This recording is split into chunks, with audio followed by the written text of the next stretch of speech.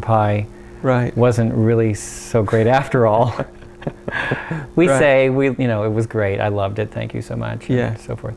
Yeah. That's obviously a petty example, but Right.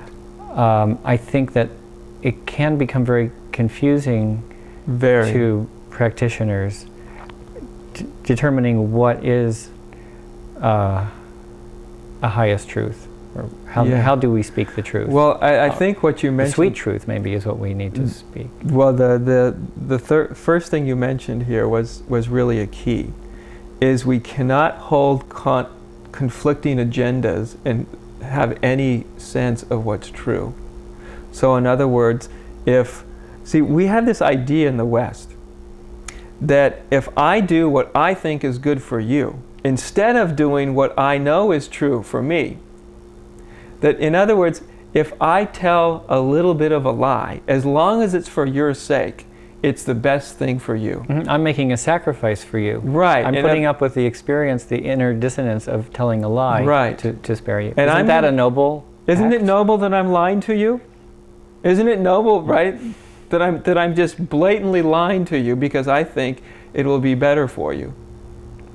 See, because that's what we're doing. When we say, like, what's the best thing for the other person, we're setting ourselves up to be dishonest and to lie. Because we can't know, when we're coming from that perspective, what's the best thing for that person. The best thing for that person is that you tell the truth to that person. That's the best thing for that person. And the best thing for you is for that person to tell what's true for them. That's the best thing for you. That's the best thing for them. You see, because ultimately, this is just sort of the intellectual inclusion of why this is true, but when we really come into our deepest nature, we realize this experientially. But we are all one. We are all one. So the truth, if that which is true for me is the best thing for me, if we're all one, then that which is true and best thing for me is automatically the best thing for you. Mm-hmm. You see what I mean? Now that doesn't mean that the danger of this kind of speaking is that means someone starts to just unload the garbage can of their mind onto everybody around them. That's why I said communicate what's the most honest thing for you. For most people, that's quite a process to even find out what the most honest thing is. I mean, the next level that occurs to me is to say this process of peeling away the layers to figure out what the truth is, in and of itself, is a very powerful spiritual practice. Very powerful spiritual practice. Yeah. And I think, see, from us finding what's totally honest about us, when we realize that it's the best thing for you, then my love for you and my concern for you becomes another motivation for me to find out what's totally true and totally honest within me. When I realize that what's true for me is what's true for you, and what's true for you is what's true for me, and it's the best thing for all people, parties concerned, then we have this deep motivation to be very, very deeply honest. You see what I mean? And we can't do that as long as we're sitting around trying to please each other. We just can't do it. One of the few esoteric comments that I've heard you say, and you say very few, I've noticed, is that there are many more beings in other worlds than in this world. What did you mean by that? Can you perceive other planes of existence, such as the astral, causal, soul planes, and so forth? Well, I don't really, know a whole lot about the names of them. I mean, yeah, I can perceive when I want to, other, what you might call planes of existence from time to time. I actually don't waste a whole heck of a lot of time there. This one's quite enough. Did you ever feel as though you were being instructed by other beings? No. Who were physical plane? No. I mean, in one sense, probably because I was never open to it. I was never open to it. Because because all planes it's all one. So this is where the deepest truth in one sense. It's all one. So all planes of existence are happening simultaneously at the same time. And when we realize it's all one, then it doesn't matter what voice is happening or from what plane of existence. It's all the one. It's all you. Mm-hmm. There isn't another voice anywhere ever but yours. Right, but I'm sitting here and you're sitting there, and you perceive me as having a separate form. I guess that's what I'm speaking about. For example, when you're giving satsang, sometimes a question is asked of you when you close your eyes, and it appears to us as though you're doing a data bank lookup or something. You're accessing something, but I don't know. You could be channeling or something esoteric like that. I'm not really interested in that kind of stuff. Understand. But it occurred to me to ask you that maybe something's going on. You're working with somebody. No, not working with anybody. There's only one thing going on, and there's only one somebody to be happening. Okay. I mean, if I close my eyes and pause, it's for no particular reason. You see, this is a way of communicating that's inaccurate, but I'm just following the truth.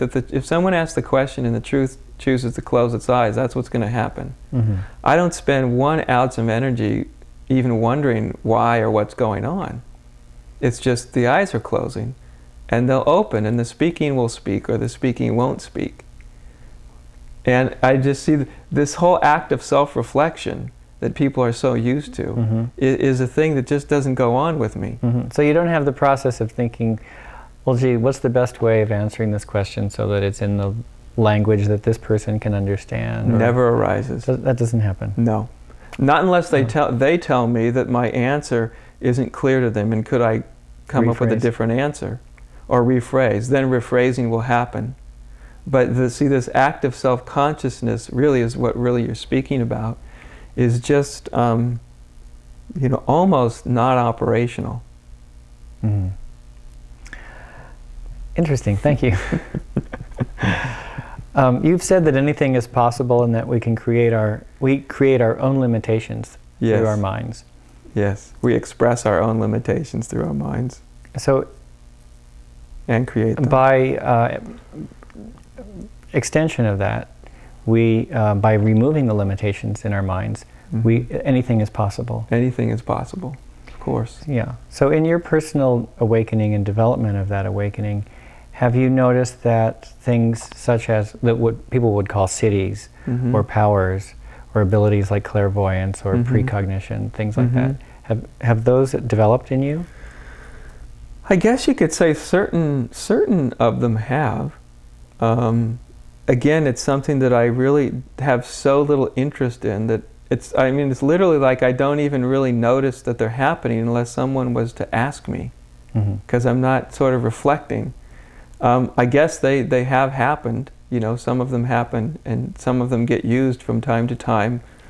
But it's something that I pay so little attention to, and I give so little importance to, that all I can say is what people will call various spiritual powers. Sure, they seem to have cropped up here and there. Well, I guess the most spiritual power would be the ability to just resonate with other people. Yes. Maybe, or with the environment. Absolutely. In a way that's very sympathetic and supportive. See, to me, the deepest spiritual power is to be able to see moment to moment to moment that you're only with yourself. And that no matter what someone's saying, that I'm actually connecting with a part of them that knows, that is absolutely equal with the truth that's functioning through me, and it knows that it's equal.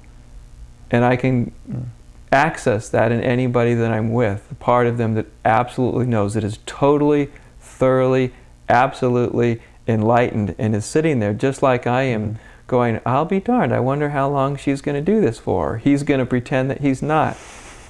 And to access that, to be in communion with that, at the same time that I'm involved in the process in which somebody's speaking to me about.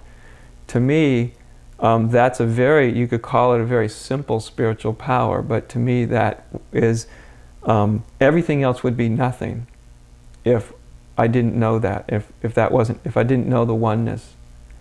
I mean, everything, if I could walk through walls, walk on water, divide myself